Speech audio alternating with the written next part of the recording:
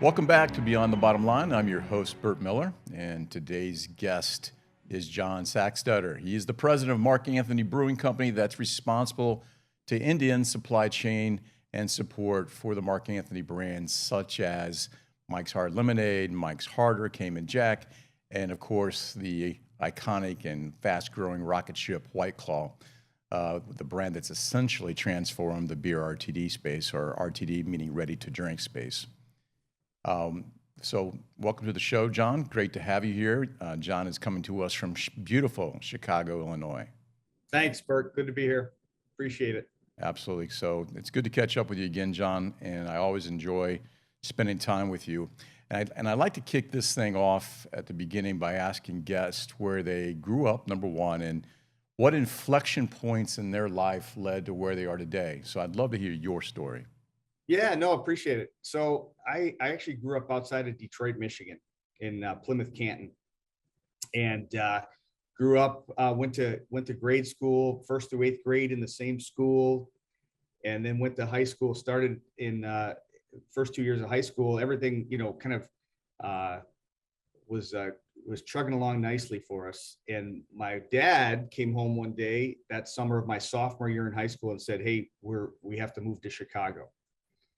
And I was not excited about that scenario. I remember I had a moped at the time, and I took off on my moped until it ran out of gas, and, and then they had to come find me. But eventually, I realized like this was going to happen, right?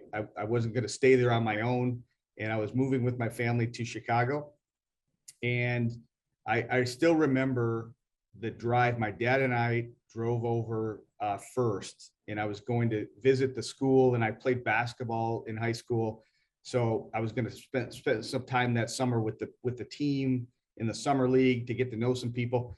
And on the drive to Chicago, I had a conversation with myself about, boy, this I have to make this work. I have to enjoy my last 2 years of high school, and this is the new reality and what I'm going to do. And I was, honestly, I was a pretty shy kid, and I grew up all of those years with the same group of friends, and it was all comfortable to me. And I had a great group of friends, but that move made me get out of my shell a bit and challenged me to meet new friends and to get integrated into this new school. And really by September that year, we had moved in July. By September, it was like there was no turning back.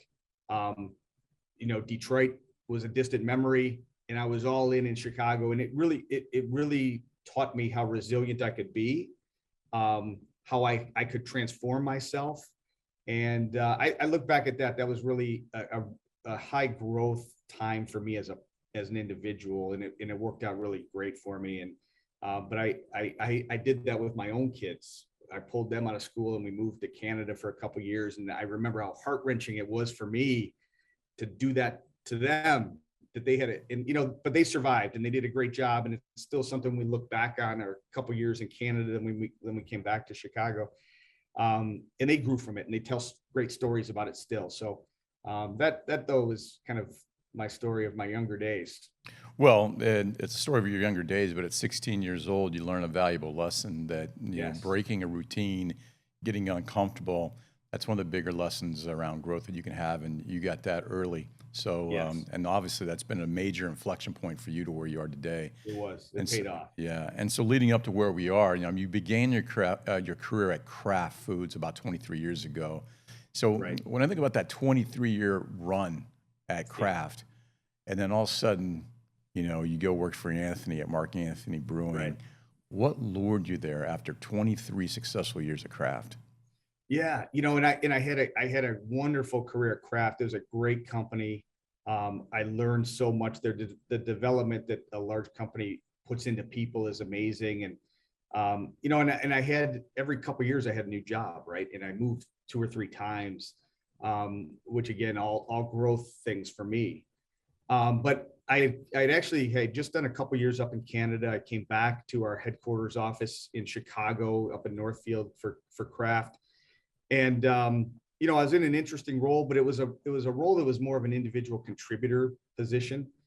And my whole career, I've really been part of large teams and leading large teams of people. And it didn't quite feel like the right fit for me. Although I knew that, hey, stick around because there'll be something more coming for you. So I wasn't necessarily out looking. And then I got contacted on LinkedIn, and a headhunter had called me, and I looked at this opportunity, and it was really to create something new that this company, they didn't name the company, but they were moving to Chicago, and they were going to establish a new supply chain organization. And that was intriguing to me, and to help lead something like that.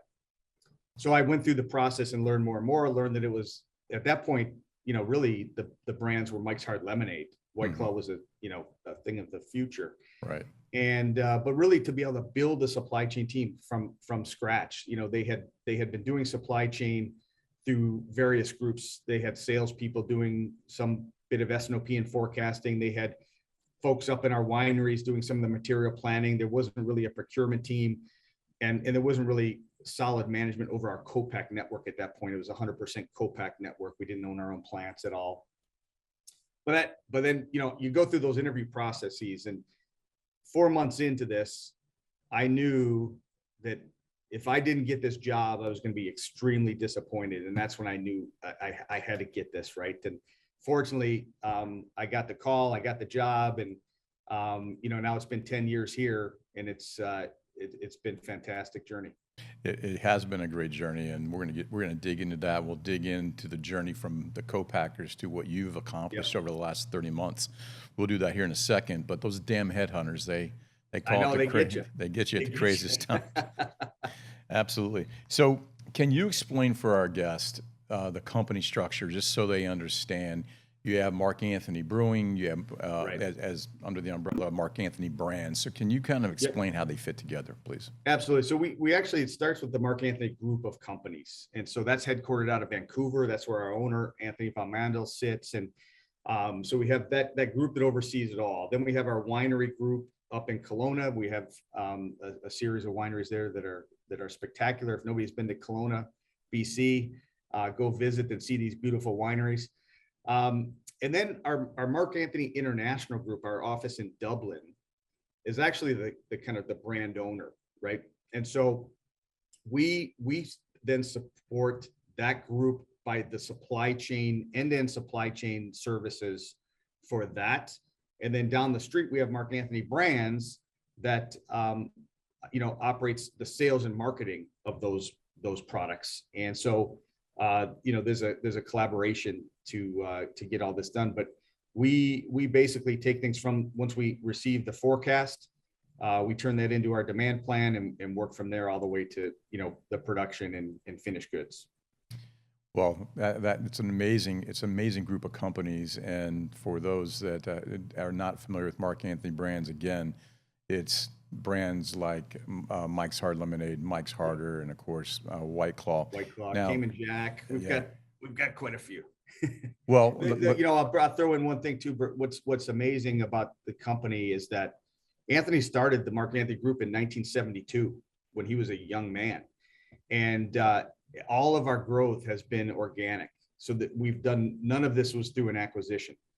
Everything is about innovation and building brands. And Mike's Hard Lemonade launched in 1998, and they sold a few 100,000 cases. They thought it ended up being 2 million, and people fighting in the streets for in the grocery stores to get the last bottle of Mike's Hard Lemonade. And then it's turned into this incredible thing. And again, like as you mentioned, White Claw really transformed the company the last few years. Well, let's talk about Anthony's vision, his foresight a bit.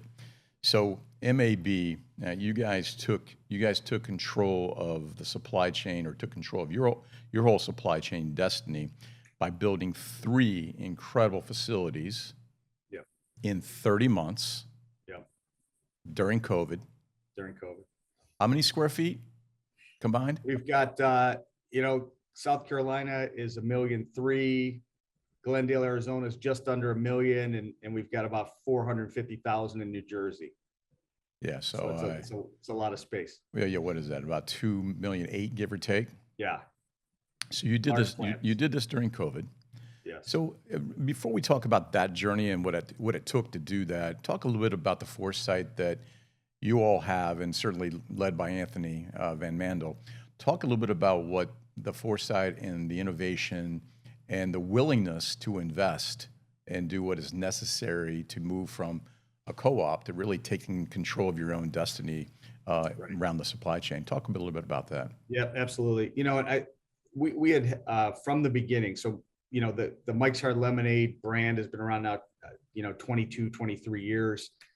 From the day we launched in the United States, it's been through co-manufacturing. And we have some really great co-manufacturing partners, and we still do. We had begun as White Claw started to expand. We were having to invest heavily in the co-pack plants. So we were helping them put assets in their plants, packaging lines. We added, we have our own patented fermentation or filtration plant that we have to install in these co-pack places that is expensive, and then they operate for us. We call it the black box, and it's a process that nobody's allowed to see, and we keep really tight control over. But we were investing in their plants, and there became a point in time where they just couldn't keep up. I think Anthony saw that when you're amongst a group of other customers of that co-packer, you're fighting for priority and line times, and again, pumping in millions and millions and tens of millions of dollars into those plants. It was time where you say, what, this is going to be too big, and we need to make our own capacity and take destiny into our own hands. And so we had been doing work over the last several years prior to the first plant, looking at how logistically we should position plants if we were to ever move forward. And we have a high volume density of consumers in the Northeast. So that New Jersey plant actually was the first. That was the first spot we said, okay, let's go do this. And it actually started, we were going to put in one packaging line, one filling line, a small brewery. That was going to be it. Before we broke ground, it turned into 2 filling lines, substantial size brewery, 2 variety pack lines, and a warehouse that we had a position down the road in Pennsylvania to accommodate what we were going to make there. So we started that. It was a brownfield. This was a brownfield site, and we broke ground in November of 19. COVID hit by March, and that's when everything started to change. And then by that time, we were also starting to break ground in Arizona and do 2 plants simultaneously during COVID. Wow.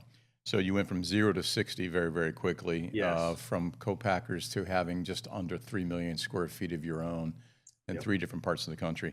Pretty amazing. And so you went through COVID, and I know that I want to talk in a moment as we talk about White Claw and how it's transformed the beer industry over the last few years, and you guys are leading the way in that hard seltzer category. And so you have a 10% share of the beer space and total beer in that range, the brands team. And then for the seltzer category, they have, about a 44, 45 share of seltzer in the beer category. So that's, a really dominant share, of course. And we've been able to maintain that despite all of the competition that's coming. I mean, there's hundreds of seltzers now, right? And I think White Claw has just been the brand that's been able to be pretty resilient through all of those challenges. Well, why do you, that's a good point. So why do you believe White Claw has skyrocketed in the popularity versus some of the others? Yeah, I think a couple things, because we weren't first. There was a seltzer, called Spike Seltzer that's now disappeared. They ended up being purchased by ABI, and it's gone. It doesn't exist anymore. They've renamed it, and I think that died as well. But I think the brand resonated with people. In the early days, I mean, we were getting consumers that were tattooing the Wave logo onto their bodies, right? I mean, this was becoming a cultural kind of evolution, right? And I think so. It was the right product at the right time in terms of calories and low carb and kind of better for you in terms of if you're going to drink alcohol, then you're not getting that heavy feeling that not everybody likes beer, right? And so this was that alternative. But we also, I think we take pride in Mark Anthony Brewing that we also make the best product. And our filtration process that we put our beer through has evolved over 20 years.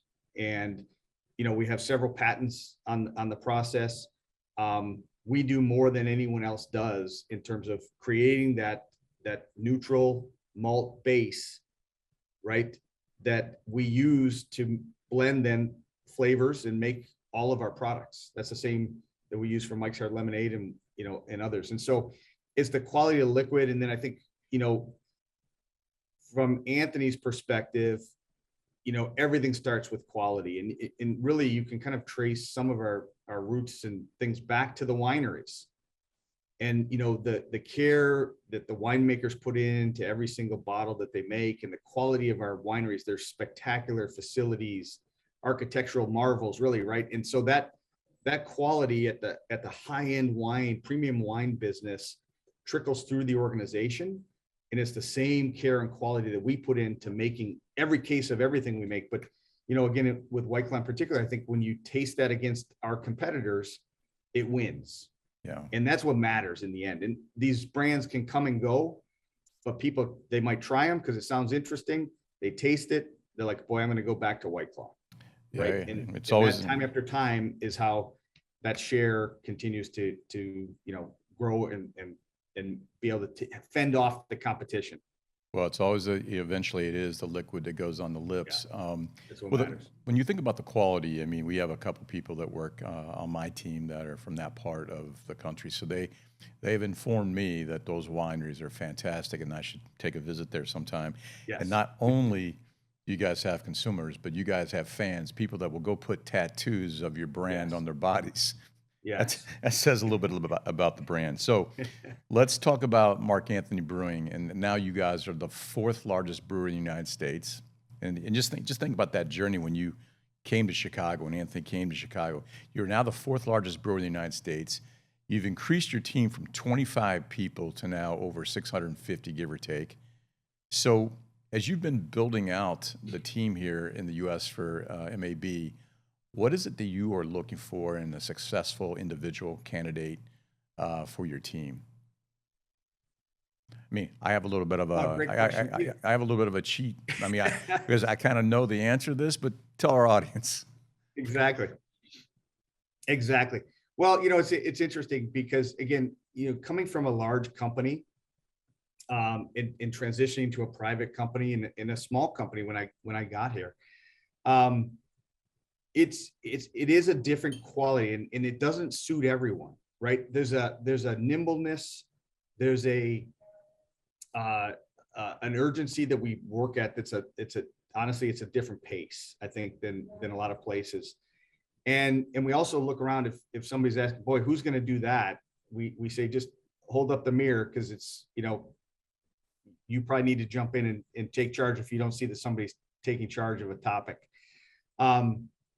There's the entrepreneurial spirit, this can-do attitude. I think we work with a level of humility. You don't see a lot of press about us in the news. Besides our brands, that's what everybody lifts up as our brands. We keep things pretty quiet. So there's this humbleness, hopefully, that comes through. There's a real passion to win and a passion to work really hard, and a willingness to step in no matter what your title is. We're not big on hierarchies and things. I mean, whenever there's something to be done, we all have to do it, and we all roll up our sleeves and work. And I know I tell some of the senior leaders who come in that have had big jobs at big corporations and an army of people that kind of supports, and they really direct and do less real work, right? Like the real work sometimes is getting your hands dirty. I said, you got to throw that out the window, because all of us get involved with details and minutia when we need to. And if it's hey, we're going to be short on a flavor and we're going to miss a production run, I personally get involved, calling the flavor company's leadership to say, how do we fix this? I don't wait for other people to do it. Like, we all have to get involved to get something done. And that's, I think, the spirit in how we operate. Yeah, well, to be great requires some obsession. And when I think about the next question I was going to go into, you already kind of bridged to it, is really around culture and the people that are successful there. John, first of all, everything's around quality. You already mentioned that. High expectations that you guys have in terms of what you want your team to achieve. The work rate and pace that you expect. So you want multiplier kind of talent. And people that bring a mindset around can do versus cannot. And then, of course, the humility to roll up your sleeves and the passion to win. I mean, if you have if anybody out there that's an individual that has those attributes, call John, because he's got a place for you. We have jobs. Yeah, exactly. So what steps have you taken to ensure, John, that despite the rapid expansion and all the things that you've done, everyone is, I don't want to use the word content, but everyone is in a good spot in the organization, and that people don't get left behind. Everybody's, not everybody's the same. So how do you manage that going from 25 to 650 people and growing 3 massive facilities across the country? Yep. No, that's a good question. It's been a challenge, because imagine we went from, 25 people to now 650, and we're going to end up over 700. To find that many people, how many people you actually have to interview, right? It's thousands of people that we've had to interview to fill these roles. And it's true, it doesn't work for everybody, right? There's people that join and make a decision that's not for them and they leave. And there's people that we might not feel work out. And we have those conversations in a positive, professional way. And there's people we part ways with on both sides of this. But, I think every survey we do, and we survey the team quite often, everything comes down to communication.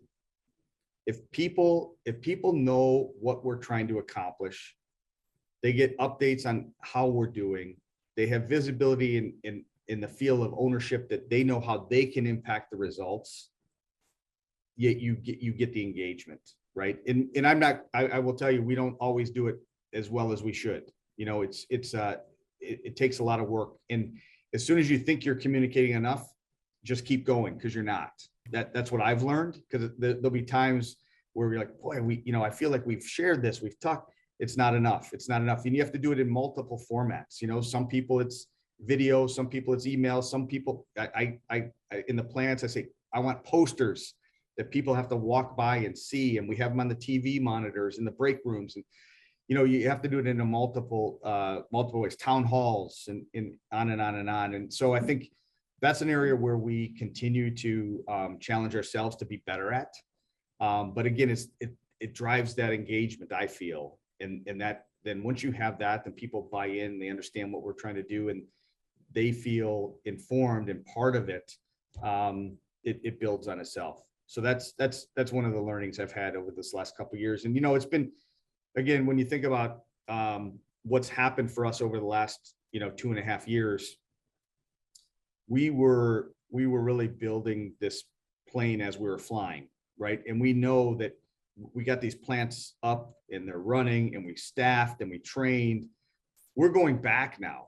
We're going back now to look at what have we missed, and how do we fill in and plug those gaps, right? And some of that's, hey, we didn't have time to communicate well enough, right? I mean, we had a pretty small team of people that helped facilitate all of this change in building plants, and now we've been able to grow that team to a point where we're going back and we're regrouping and we're figuring out where are the big gaps, how do we fix those, how do we continue to bring our plants up to the efficiency levels that we want, because we've also learned those don't just turn on with the light switch. There's a lot of work to get the plant to operate at the level that those lines should run, and we're working through all of those challenges too. Man, that's why MAB is MAB. If you think about it, not only did you build the facilities during the last 30 months during the challenges that we faced, but you got them up and running.